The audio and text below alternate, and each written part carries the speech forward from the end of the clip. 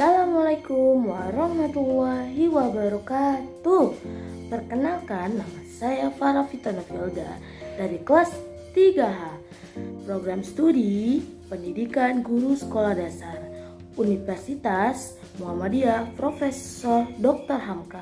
Video ini saya buat untuk memenuhi tugas akhir mata kuliah strategi pembelajaran. Sesuai dengan judul videonya, saya akan membahas tentang rendahnya kualitas pendidik di Indonesia. Nah teman-teman, disimak baik-baik ya videonya. Pendidik merupakan seorang pengajar suatu ilmu dan umumnya merujuk ke pendidik profesional dengan tugas utama mendidik, mengajar, membimbing, mengarahkan, melatih, menilai, dan mengevaluasi peserta didik. Adapun yang termasuk tenaga pendidik diantaranya guru, dosen, konselor, tutor, instruktur, fasilitas, dan lain sebagainya. Banyak usaha yang telah dilakukan oleh pemerintah untuk meningkatkan kualitas pendidikan.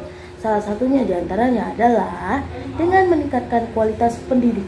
Guru memiliki peran yang strategis dalam pendidikan, bahkan sumber pendidikan lain yang memadai seringkali kurang berarti apabila tidak didukung oleh keberadaan guru yang berkualitas.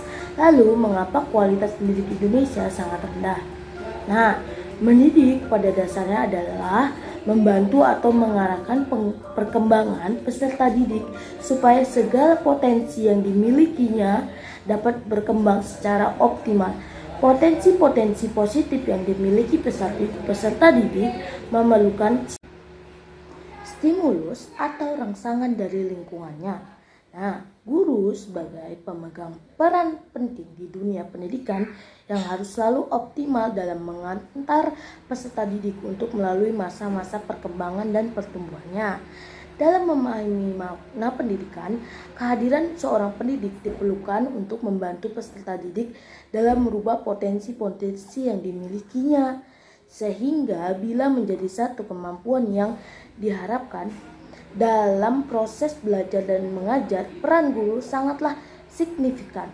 Peran guru dalam proses belajar mengajar meliputi banyak hal seperti sebagai pengajar, manajemen kelas, supervisor, motivator, konselor, eksplorator, fasilitator, dan lain sebagainya. Nah, namun pada kenyataannya proses pendidikan di sekolah masih banyak yang mementingkan aspek kognitif daripada psikomotorik. Masih banyak guru-guru di sekolah yang melakukan sebuah pengajaran asal-asalan tanpa memahami terlebih dahulu apa dampaknya. Dalam arti pengajaran yang salah-salah akan menyebabkan racun yang mematikan bagi peserta didik. Dengan begitu, mengajar hanya dilakukan untuk memenuhi syarat formalitas saja. Berdasarkan hasil ujian kompetisi guru UKG terakhir pada 11 November 2019, terdapat sekitar 70% guru yang mendapatkan hasil UKG di bawah nilai 80 atau masuk dalam kategori tidak kompeten. Terdapat 4 penyebab umum menyebabkan rendahnya kualitas pendidik, diantaranya yang pertama, ketidaksesuaian disiplin ilmu dalam bidang ajar. Hal ini terjadi pada seorang pendidik melakukan sebuah pengajaran tetapi bukan bidang ajar yang ditekuninya. Contohnya seperti guru jurusan matematika mengajar pelajaran sejarah, dan hasilnya saat proses belajar mengajar ketika dinyatakan dasar dari materi yang dibahas, guru tidak dapat menjawab namun tidak dapat menolak sehingga guru tersebut akan menjawab asal-asalan. Yang kedua, kualifikasi guru yang belum setara sarjana. Rendahnya kualifikasi guru berdampak pada menurunnya standar keilmuan yang berlaku. Banyak guru yang honorer yang belum siap mengajar lalu turun ke lapangan untuk memulai pengajaran dan akhirnya terjadilah proses belajar mengajar yang tidak kondusif. Yang ketiga, program peningkatan keprofesian berkelanjutan PKB. Guru yang rendah dalam hal ini hanya siswa saja yang ternyata yang dapat merasakan rasa malas.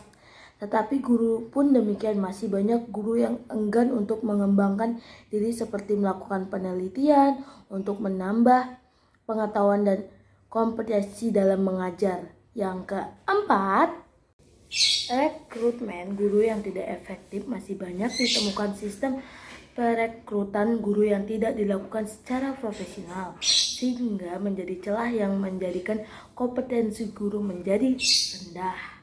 Solusi dari Kemendikbud terus mengupayakan berbagai program yang dapat meningkatkan kualitas pendidikan, kompetensi dan keterampilan guru, dan tenaga kependidikan. Beragam stimulan lain saja terus diberikan agar guru mampu mengajarkan dan membimbing peserta didik menguasai 5 potensi dasar abad ke-21, yaitu kemampuan berpikir kritis, kreatif, dan inovatif, komunikatif, bekerja sama dan berkolaborasi, serta mampu menghadiri sebuah kepercayaan diri.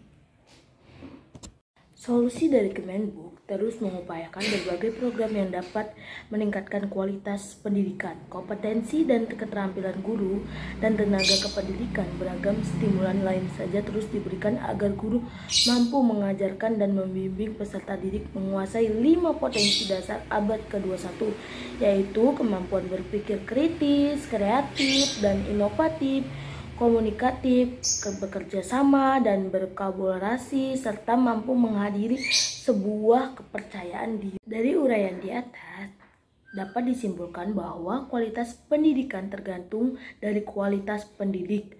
Banyaknya jumlah pendidik tidak menjamin bahwa kualitas pendidikan meningkat. Namun yang sangat diperlukan adalah bagaimana seorang pendidik mengajarkan suatu pengajar dengan kemampuannya yang sudah terlatih atau sudah profesional, dan bisa menciptakan peserta didik yang kompeten dalam segala hal, kreatif serta inovatif. Dalam soal pendidikan, belajar bukanlah sebuah proses untuk menjadikan siswa sebagai ahli pada mata pelajaran tertentu. Siswa lebih membutuhkan pengalaman dalam belajar, bukanlah pengetahuan. Adanya pengetahuan tidak menjamin bahwa peserta didik tidak mampu bereksplorasi lebih jauh apabila tidak didukung oleh sebuah pengalaman dasar. Pengalaman dasar dapat menentukan dan mengarahkan peserta didik untuk mencapai sesuatu yang ingin dicapaikan. Karena itu, kualitas pendidik menjadi syarat utama tercapainya kualitas belajar yang baik. Cukup sekian dari video saya, semoga video ini bisa bermanfaat bagi teman-teman yang menonton. Kurang lebih dimohon maafkan. Wassalamualaikum warahmatullahi wabarakatuh.